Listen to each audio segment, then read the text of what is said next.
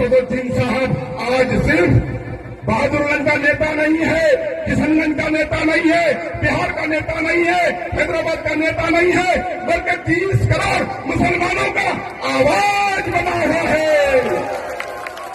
अगर आंख से देखोगे तो आंख निकाल लेंगे, उंगली दिखाओगे तो उंगली काट देंगे, जुबान संभाल करके नहीं बोलोगे तो जुबान काट देंगे तेजस्वी तुम्हारा। नमस्कार, मैं हूं विजयश्री और स्वागत है आपका सियासत नगरी में। बिहार विधानसभा चुनाव के पहले फेज में आज प्रचार का आखिरी दिन है, लेकिन आखिरी दिन भी बिहार में राजनीति शांत नहीं है।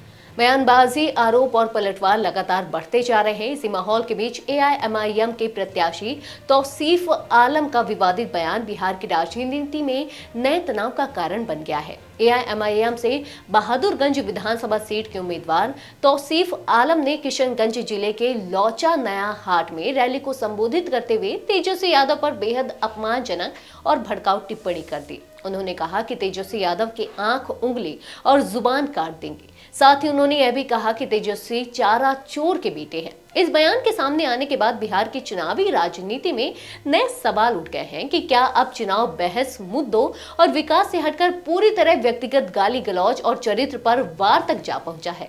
आज एआईएम प्रमुख और सांसद अजहरुद्दीन ओवैसी की पूर्णिया के कस्बा में बड़ी रैली है। पार्टी ने सीमांचल की जमीन पर इस बार फिर से पूरी ताकत झोंक दी है। एआईएमआईएम प्रत्याशियों का कहना है कि यह चुनाव गरीबों, किसानों और नौजवानों की आवाज का चुनाव है। उनका दावा है कि ओवैसी की अगुवाई में पार्टी न्याय और समान अवसर के लिए लड़ रही है और इस बार सीमांचल की जनता बदलाव करेगी। वे कहते हैं कि जनता इस बार सत्ता पक्ष और विपक्ष दोनों को करारा जवाब देने के मूड में है। इधर महागठबंधन के भीतर भी राजनीतिक बहस कम नहीं हो रही। तेज प्रताप यादव ने भी एक नया राजनीतिक विवाद खड़ा कर दिया है।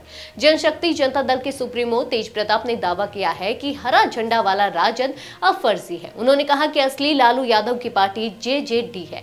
उन्होंने सीधे तौर पर तेजस्वी यादव पर हमला करते हुए कहा कि असली अर्जुन तेजस्वी नहीं बल्कि राघोपुर का प्रेम कुमार है। तेज प्रताप पहले ही साफ कर चुके हैं कि यदि तेजस्वी महुआ में राजद प्रत्याशी के समर्थन में सभा करने आते हैं तो वह भी राघोपुर जाकर जवाब देंगे।